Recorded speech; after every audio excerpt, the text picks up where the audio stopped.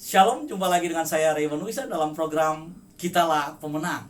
Dan pagi hari ini kita akan melanjutkan firman Tuhan yang sudah saya sampaikan kemarin, mengapa kita layak untuk menjadi pemenang. Hari ini saya akan melanjutkan dengan poin yang kedua, mengapa kita layak untuk menjadi pemenang. Tapi sebelumnya mari kita berdoa terlebih dahulu.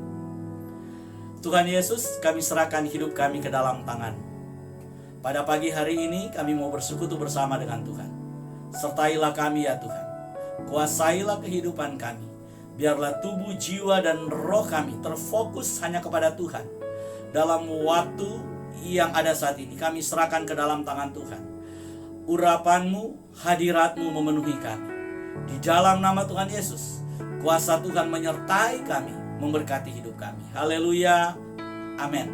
Kami umat-Mu, rendahkan diri, sujud dan berdoa, mencari wajah-Mu, berbalik dari jalan kami yang jahat. Oleh anugerah-Mu,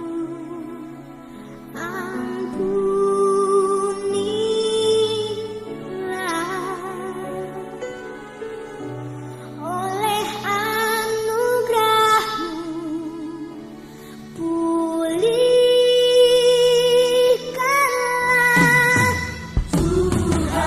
pulihkan Bapa,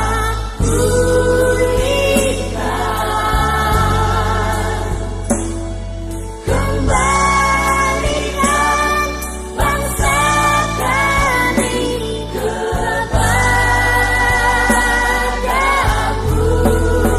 Bapa, pulihkan, ampunilah bangsa kami, dan pulihkan kembali negeri kami.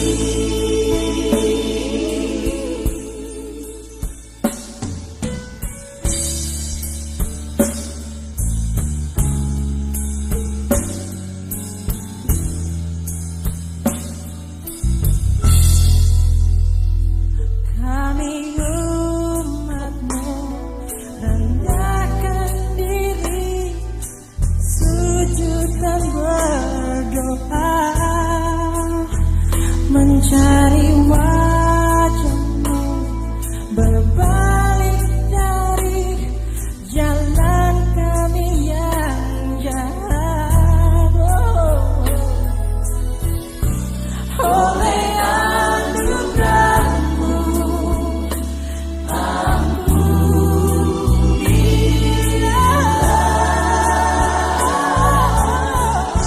oleh anugerah-Mu,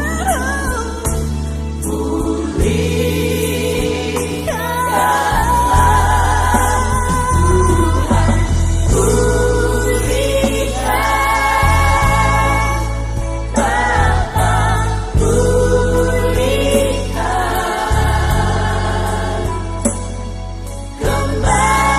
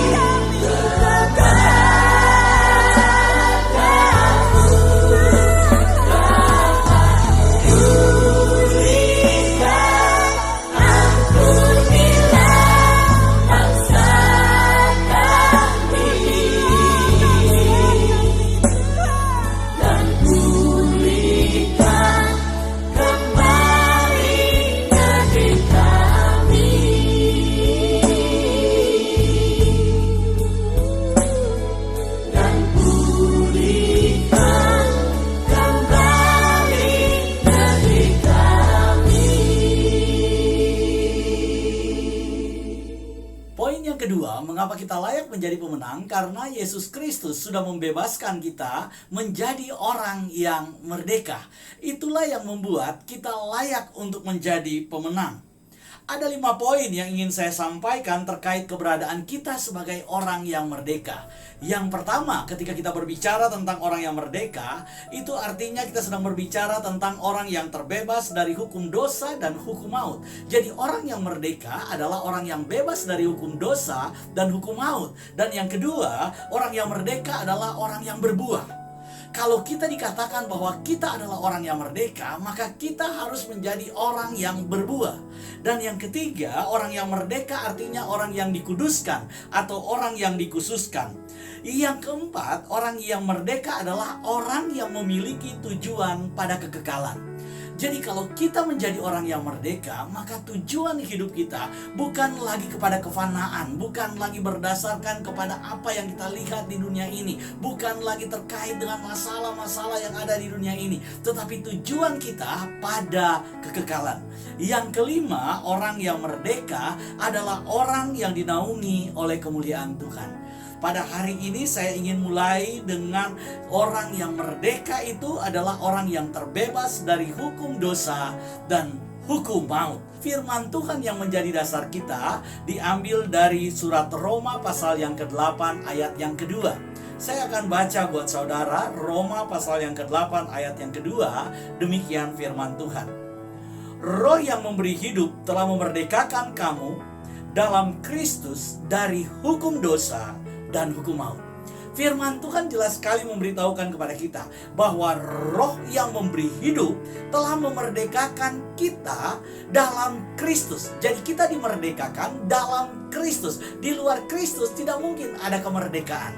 Di dalam Kristus kita menjadi merdeka. Merdeka dari apa? Menjadi merdeka dari hukum dosa dan hukum maut. Kita dibebaskan dari hukum dosa dan hukum maut. Apa sebenarnya yang menjadi hukum dosa? Kalau kita berbicara tentang hukum dosa, itu artinya kita sedang berbicara tentang pertentangan. Kita sedang berbicara tentang permusuhan. Kita sedang berbicara tentang pemberontakan. Pemberontakan terhadap Tuhan. Permusuhan dengan Tuhan. Pertentangan dengan Tuhan. Itulah yang dimaksud dengan hukum dosa. Yang kedua, ketika kita berbicara tentang hukum maut, kita sedang berbicara tentang hukum kematian. Barang siapa yang makan buah ini, pastilah dia mati. Jadi hukum dosa adalah berbicara tentang pertentangan dengan Tuhan, sedangkan hukum maut akibat dosa yaitu maut. Jadi hukum maut adalah kematian. Tidak ada satu manusia pun yang kebal terhadap kematian. Karena pada saat manusia berbuat dosa, dia ada di bawah kuasa hukum maut. Dia ada di bawah kuasa kematian. Tetapi kita yang percaya kepada Kristus, kita terbebas dari hukum dosa dan hukum maut. Itulah sebabnya kita akan belajar bersama-sama. Kita akan renungkan firman Tuhan ini, bagaimana keberadaan orang yang hidup di dalam dosa, dan bagaimana setelah dia dimerdekakan dari hukum dosa dan hukum maut itu. Orang yang dibebaskan dari hukum dosa artinya orang itu telah diperdamaikan dengan Tuhan. Orang yang dibebaskan dari hukum dosa itu artinya orang itu tidak lagi menjadi bagian dari perlawanan terhadap Tuhan. Tidak lagi mengambil posisi berseberangan dengan Tuhan. Orang yang merdeka adalah orang yang berada di bawah naungan perlindungan Tuhan. Jadi kalau kita menjadi orang yang merdeka, maka itu artinya kita ada di bawah perlindungan Tuhan. Kita ada di bawah naungan kebaikan Tuhan. Kita ada di bawah naungan kasih Tuhan. Saudara, ada satu orang yang hidupnya dipenuhi dengan dosa. Orang ini adalah seorang perempuan, yaitu perempuan Samaria. Satu ketika Tuhan Yesus datang ke kota Samaria, dan karena Tuhan Yesus sudah kelelahan, dia kemudian haus. Dia duduk di sebuah sumur di kota Samaria itu, dan ketika dia sedang duduk, datanglah perempuan Samaria ini. Saya akan baca buat saudara Yohanes pasal yang keempat, ayat yang kelima sampai dengan ayat yang ketujuh. Nanti saya akan loncat. Maka sampailah Yesus ke sebuah kota di Samaria yang bernama Sikar, dekat tanah yang diberikan Yakub dahulu kepada anaknya Yusuf. Di situ terdapat sumur Yakub. Yesus sangat letih oleh perjalanan. Karena itu ia duduk di pinggir sumur itu. Hari kira-kira pukul 12. Maka datanglah seorang perempuan Samaria hendak menimba air. Kata Yesus kepadanya, "Berilah aku minum." Saudara perhatikan baik-baik. Di dalam ayat ini diceritakan bahwa kira-kira hari itu jam 12 siang. Jam 12 siang datang seorang perempuan baru menimba sumur, baru mengambil air. Sudah siang dia baru datang. Mengapa sudah siang baru dia datang? Karena perempuan ini adalah perempuan yang dicap oleh penduduk kampung, dicap oleh penduduk kota sebagai orang yang tidak benar. Perempuan ini adalah perempuan yang dianggap sebagai perempuan yang berdosa. Perempuan ini adalah perempuan yang dianggap sebagai perempuan yang tidak layak, perempuan yang tidak pantas. Karena itu dia tidak datang pagi-pagi untuk menimba air. Dia tidak datang pagi hari untuk memenuhi kebutuhan hidupnya akan air. Tidak, dia datang siang hari ketika semua orang sudah tidak ada lagi di sumur. Ketika semua orang sudah tidak lagi menimba sumur. Karena latar belakangnya terlalu kelam. Karena latar belakangnya terlalu berdosa. Mari kita lihat sama-sama. Coba kita lihat pada ayatnya yang ke-16. Ayat yang ke-16. Saya akan baca buat saudara pada ayat yang ke-16. Kata Yesus kepadanya, "Pergilah, panggillah suamimu datang ke sini." Kata perempuan itu, "Aku tidak punya suami." Kata Yesus kepadanya, "Tepat katamu bahwa engkau tidak mempunyai suami, sebab engkau telah mempunyai 5 suami, dan yang ada sekarang padamu bukanlah suamimu. Dalam hal ini engkau berkata benar." Kata perempuan itu kepadanya, "Tuhan nyata sekarang padaku bahwa engkau seorang nabi." Saudara perhatikan baik-baik percakapan ini. Perempuan ini berkata kepada Tuhan bahwa dia ingin minum. Dia ingin minum dari air kehidupan yang Yesus tawarkan. Tetapi Tuhan kemudian berkata kepada perempuan ini, "Sekarang kamu pulang dulu, kamu panggil suamimu dan suamimu itu suruh datang ke sini." Tapi perempuan itu kemudian berkata, "Saya nggak punya suami." Yesus kemudian berkata, "Tepat katamu, kamu memang tidak punya suami karena kamu sudah mempunyai 5 suami." Saudara bisa bayangkan. Jadi suami perempuan ini yang tinggal bersama dengan dia saat itu bukan lagi suaminya. Dengan kata lain, perempuan ini kumpul kebo dengan seorang laki-laki. 5 suaminya sebelumnya adalah orang-orang yang sudah bercerai dengan dia. Saudara bisa bayangkan kondisi perempuan ini. Saudara bisa bayangkan status dari perempuan ini. Orang ini adalah orang yang dicap sebagai pengganggu laki orang. Orang ini adalah orang yang dibuli sebagai orang yang berdosa. Orang ini adalah orang yang dianggap sebagai orang yang tidak layak. Setiap hari dia hidup di dalam tekanan. Setiap hari dia hidup dalam kondisi seperti itu. Setiap hari tidak ada harapan di dalam hidupnya. Kenapa? Karena penduduk kota pada saat itu sudah mencap dia tidak baik. Saya tidak tahu apa yang terjadi dalam hidupmu hari-hari ini.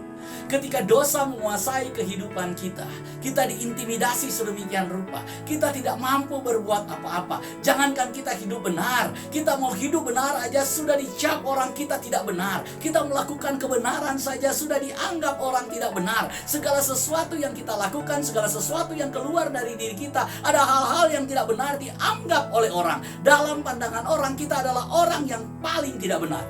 Tetapi Tuhan tidak melihat itu. Tuhan Yesus tidak melihat kesalahan-kesalahan dari perempuan ini. Tuhan Yesus tidak melihat semua hal itu. Tuhan Yesus tidak datang untuk menghakimi perempuan ini. Tuhan Yesus tidak datang untuk menghakimi kehidupannya.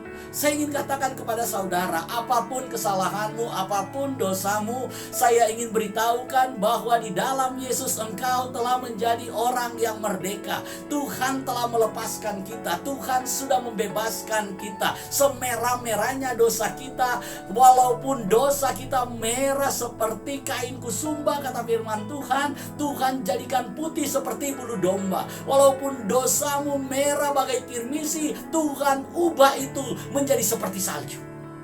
Sejauh timur dari barat, begitulah Tuhan melemparkan dosamu. Tuhan tidak mengingat-ingat kesalahan kita. Tuhan tidak mengingat-ingat dosa kita. Apapun yang pernah kita lakukan dalam kehidupan kita di masa lalu, saudara harus ingat, Yesus kita adalah Yesus yang mau mengampuni kita. Yesus kita adalah Yesus yang mencari domba-domba yang terhilang. Yesus kita adalah Tuhan yang mendekati orang-orang yang berdosa. Tuhan tidak pernah mengambil jarak denganmu. Karena itu mari kita perhatikan baik-baik. Pada ayat yang ke-19, kata perempuan itu kepadanya, Tuhan, nyata sekarang padaku bahwa engkau seorang nabi.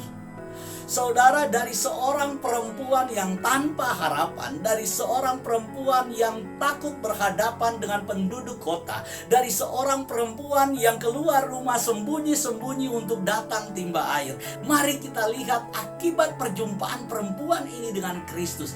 Dari orang yang tidak benar, dari orang yang tidak layak, dari orang yang bersembunyi, dari orang yang ketakutan, ketika dia bertemu dengan Yesus, maka terjadi perubahan yang luar biasa nyata di dalam hidupnya. Mari kita lihat sama-sama. Saya akan baca buat saudara pada ayatnya yang ke-28. Mari kita lihat sama-sama mulai dari ayatnya yang ke-28.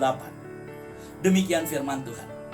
Maka perempuan itu meninggalkan tempayannya di situ, lalu pergi ke kota dan berkata kepada orang-orang di situ, mari lihat, di sana ada seorang yang mengatakan kepadaku segala sesuatu yang telah kuperbuat. Mungkinkah dia Kristus itu? Maka mereka pun pergi keluar kota lalu datang kepada Yesus. Saudara perhatikan baik-baik. Perempuan yang sebelumnya takut untuk keluar rumah. Perempuan yang sebelumnya menghindar dari kerumunan dan keramaian. Ketika berjumpa dengan Yesus, dia diubahkan oleh Tuhan.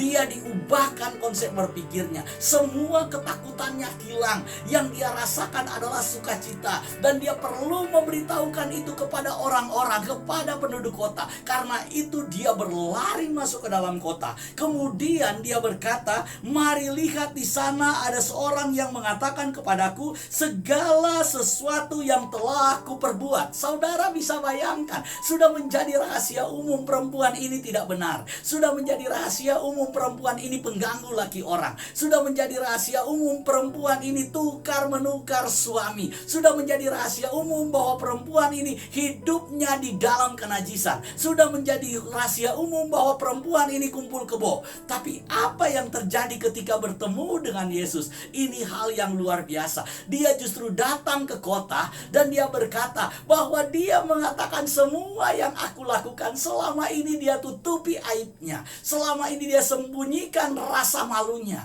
Selama ini dia bersembunyi dari kerumunan orang yang selalu menghakimi dia. Tapi ketika dia bertemu dengan Yesus, dia tidak peduli lagi dengan rasa malunya. Dia tidak peduli lagi dengan masa lalunya. Dia tidak peduli lagi dengan dosanya. Kenapa? Karena dia tahu ada Mesias, ada Tuhan, ada Juru Selamat yang mau mengampuni dosa dan kesalahan. Renungan kita pagi hari ini, kalau kita dimerdekakan oleh Yesus, dibebaskan oleh Yesus, maka seperti yang terjadi pada perempuan Samaria ini, kita tidak takut lagi dengan intimidasi dosa masa lalu kita. Kita tidak perlu bersembunyi lagi dengan kesalahan-kesalahan kita di masa lalu. Kita punya masa lalu yang hitam, kita punya masa lalu yang kelam. Mungkin kita dijauhi orang karena perbuatan-perbuatan kita di masa lalu. Mungkin kita tidak dipercaya orang karena kehidupan kita di masa lalu adalah kehidupan yang terlalu hitam. Mungkin orang yang melihat kita mencibir kita. Mungkin orang yang lihat kita membicarakan kita. Mungkin orang yang melihat kita menggosipkan kita. Tetapi firman Tuhan ini memberitahukan kepada kita, ketika Yesus bertemu denganmu, ketika engkau berjumpa dengan Yesus, maka di situ tidak ada penghakiman. Yang ada di situ hanyalah pengampunan. Karena itu ketika Roh itu membebaskan kita di dalam Kristus, kita menjadi orang yang merdeka. Merdeka dari rasa bersalah, merdeka dari semua rasa berdosa, dan kita punya tujuan yang baru. Kita punya pandangan yang baru. Kita punya sikap hidup yang baru. Kita punya perilaku kehidupan yang baru. Apa perilaku hidup yang baru itu? Mari kita lihat yang dilakukan oleh perempuan ini, ayat 39. Ayat 39 Yohanes 4 berkata begini. Dan banyak orang Samaria dari kota itu telah menjadi percaya kepada Kristus, kepada Yesus, karena perkataan perempuan itu yang bersaksi. Ia mengatakan kepadaku segala sesuatu yang telah kuperbuat. Saudara bayangkan, penduduk kota sudah tahu perbuatan perempuan ini, tetapi perempuan ini datang dan mengaku kepada penduduk kota bahwa ada orang yang tahu apa yang saya lakukan, apa yang saya sembunyikan, rahasia yang selama ini saya tutupi. Mungkin buat kalian itu rahasia umum, tapi sekarang saya tidak malu lagi. Saya bersaksi tentang Dia yang menceritakan semua kehidupan saya, yang mengetahui semua masa lalu saya, yang mengetahui semua aib saya. Saudara, kalau kita ingin menjadi pemenang, maka kita harus berani melepaskan masa lalu kita. Kita harus berani berdamai dengan masa lalu kita. Kita harus berani berdamai dengan kesalahan-kesalahan kita. Kita harus berani meninggalkan dosa kita. Selama kita bersembunyi dan menyembunyikan semua aib kita, selama kita menyembunyikan dosa-dosa kita, maka kita sulit untuk menjadi pemenang. Bagaimana perempuan ini bisa menjadi pemenang? Kalau datang ke sumur ambil air aja dia harus bersembunyi. Bagaimana dia menjadi pemenang? Kalau dia keluar rumah saja harus siang-siang hari. Bagaimana menjadi pemenang? Kalau sama tetangga saja kita menutup diri. Bagaimana kita menjadi pemenang? Kalau semua orang membicarakan kita. Tapi yang terjadi, Yesus datang. Yesus datang untuk membebaskan. Yesus datang untuk memberi kehidupan. Yesus datang untuk memerdekakan kita. Orang yang merdeka tidak akan takut dengan masa lalunya. Orang yang merdeka tidak akan takut lagi diomongin oleh orang, karena dia tahu bahwa masa lalunya sudah berakhir, karena dia tahu bahwa semuanya itu sudah selesai, karena dia tahu Tuhan sudah mengampuni dia, dan Tuhan memberi jalan hidup yang baru, Tuhan memberi tujuan hidup yang baru, Tuhan memberi pengharapan yang baru. Apapun yang kita lakukan hari-hari ini, saya ingin katakan tidak ada dosa yang tidak bisa diampuni oleh Tuhan Yesus. Bagaimanapun gelapnya kehidupanmu, bagaimanapun gelapnya masa lalumu, bagaimanapun gelapnya kondisimu, saya ingin katakan bahwa Yesus memerdekakan kita menjadi orang yang betul-betul merdeka. Bahwa Yesus membebaskan kita menjadi orang yang betul-betul bebas. Mari kita datang kepada Tuhan sebagai Tuhan yang maha pengampun, sebagai Tuhan yang penuh kasih. Kita memandang Tuhan Yesus dan kita mau berkata kepada Tuhan, Tuhan Yesus, ini aku ya Tuhan. Ini masa lalu. Mungkin saat ini engkau di rumah, mungkin engkau hanya ditemani oleh anjingmu. Engkau berdua dengan anjingmu karena engkau sudah terlalu malu, terlalu takut untuk keluar. Tapi saya ingin katakan bahwa Tuhan menyatakan bahwa Tuhan mengasihimu. Tuhan tidak pernah meninggalkanmu. Tuhan tidak pernah mau menghakimimu. Tuhan mau mengangkatmu. Tuhan mau memulihkanmu. Tuhan mau mengasihimu. Waktunya saat ini engkau kembali kepada Tuhan. Waktunya saat ini engkau berbalik kepada Tuhan. Sama seperti perempuan Samaria ini, dia datang kepada Tuhan. Dia datang kepada Tuhan dan menemukan jalan, menemukan harapan, menemukan kekuatan, menemukan pengampunan, menemukan kasih. Dan dia tidak takut lagi akan aibnya, akan boroknya, akan masa lalunya, akan kehidupannya yang kelam. Dia tidak takut lagi. Kenapa? Karena dia melihat cahaya di depan. Dia melihat kehidupan di depan. Saya ingin berdoa buat saudara. Pagi hari ini engkau sedang melakukan apapun. Engkau sedang berpikir mungkin hidupmu saat ini terlalu kelam, engkau terlalu malu, engkau terlalu takut. Saya ingin berdoa buat kita semua. Tuhan Yesus, Engkau adalah Tuhan yang memerdekakan kami. Engkau adalah Tuhan yang melepaskan kami. Engkau adalah Tuhan yang memberkati kami. Di dalam nama-Mu, nama yang berkuasa, nama yang penuh kasih, kami datang. Kami taruh seluruh kehidupan kami. Kami taruh seluruh persoalan kami. Oleh bilur-bilur darah Tuhan Yesus, kami telah dimerdekakan.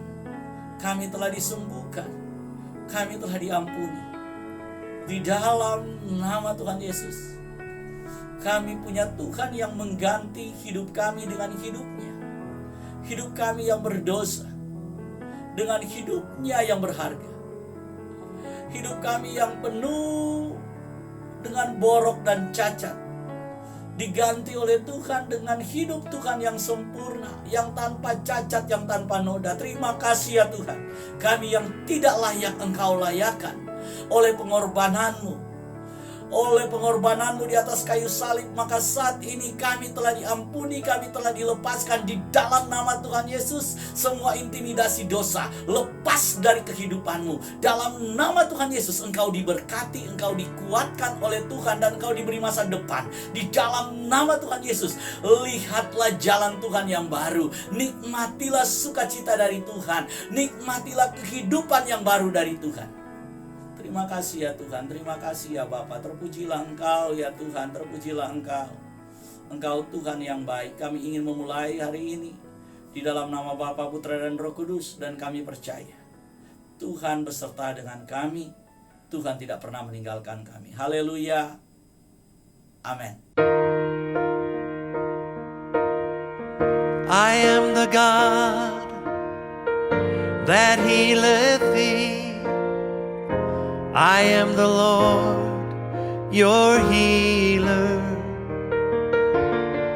And I sent my word, and I healed your disease.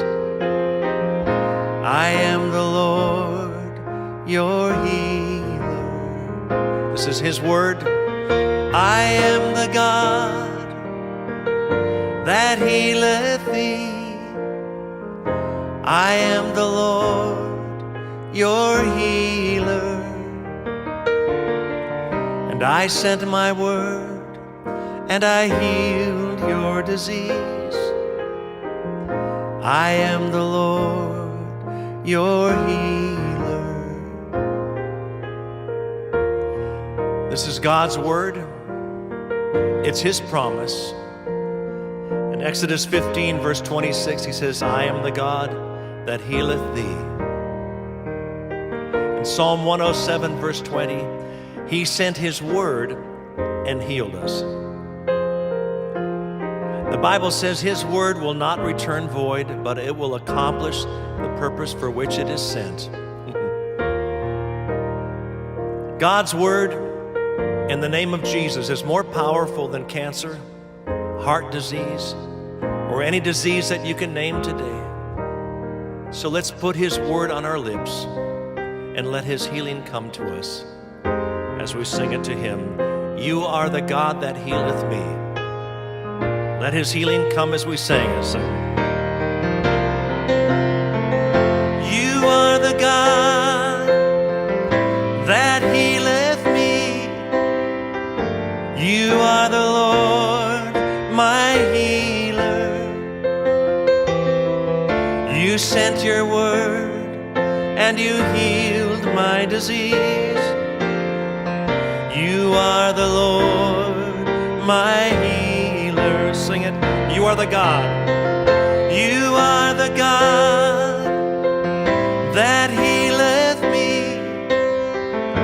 You are the Lord, my healer. You sent your word and you healed my disease. You are the Lord, my healer. You sent your word and you healed my disease. You are the Lord, my healer.